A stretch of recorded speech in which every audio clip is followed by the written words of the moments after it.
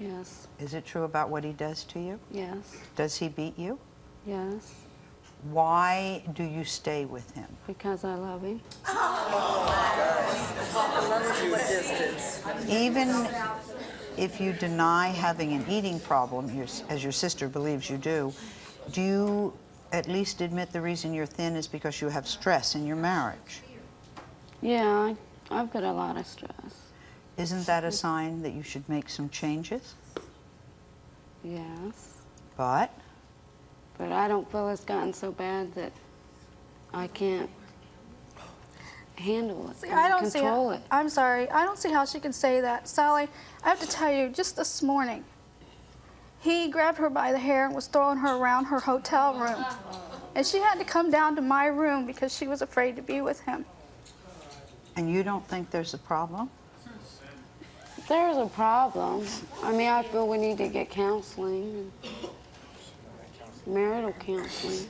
But you're very, oh, well, that's all right. You're very cool about it, right? Okay, let's hear what David has to say. David, come on out.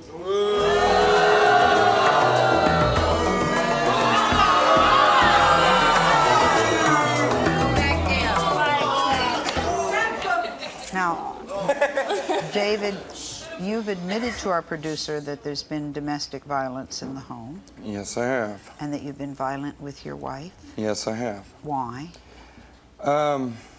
Frankly, I feel like, and to be perfectly honest with all of you, is that I've tried in this marriage. I mean, what did you try? I'll be glad to answer anything that you have. Okay. I have tried Could you everything. Talk to me, Dave? Yeah, okay, yes, they sure. don't have a microphone. Sure.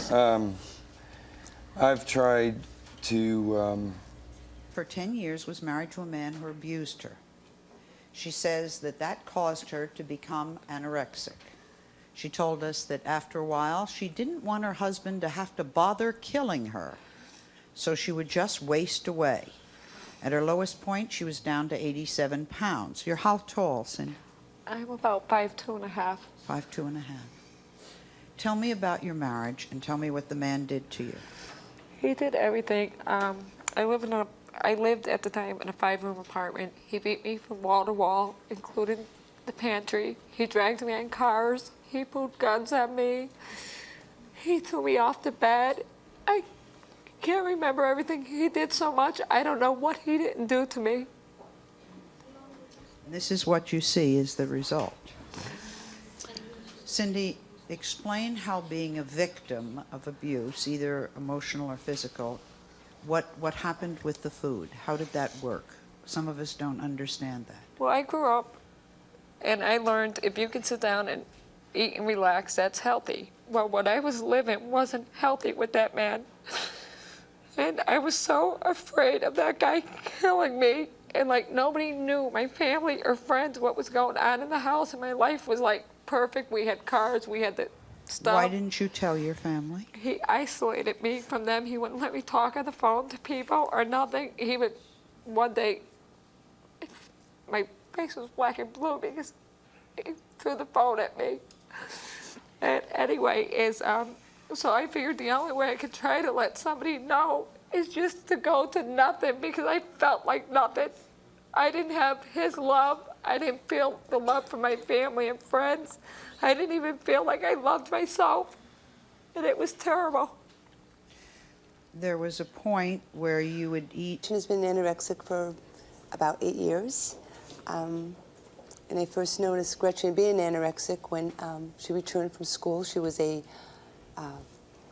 freshman at Quinnipiac College, and I started noticing that there was something drastically wrong with Gretchen. How did the problem start? Do we know how it started?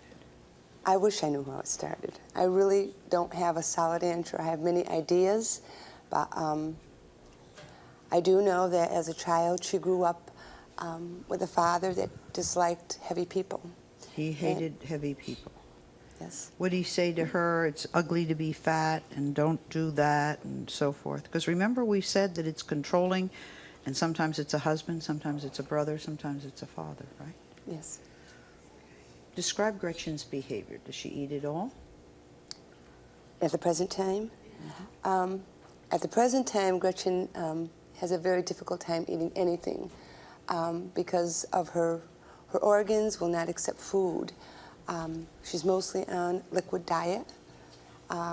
Even many times when she even puts a cup of tea or a cup of coffee or cranberry juice into her stomach, she has terrible pains in her stomach. So mostly it's a liquid diet that she's on right now, like an Ensure type of drink. How long did you say this is? 8 years? 8 years, yes. If you haven't eaten for 8 years, then your body reaches the point where it won't accept the food. You have to forgive us for talking in front of you as if you're not here, but I wanted to get what Mother thinks and what Mother feels. Mom, what has this done to you?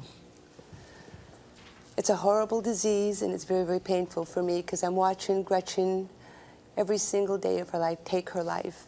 And I have no control over making Gretchen eat. It's something that she herself has to accept food. I cannot put the... They're girlfriends. We don't realize that there's some pretty good guys around.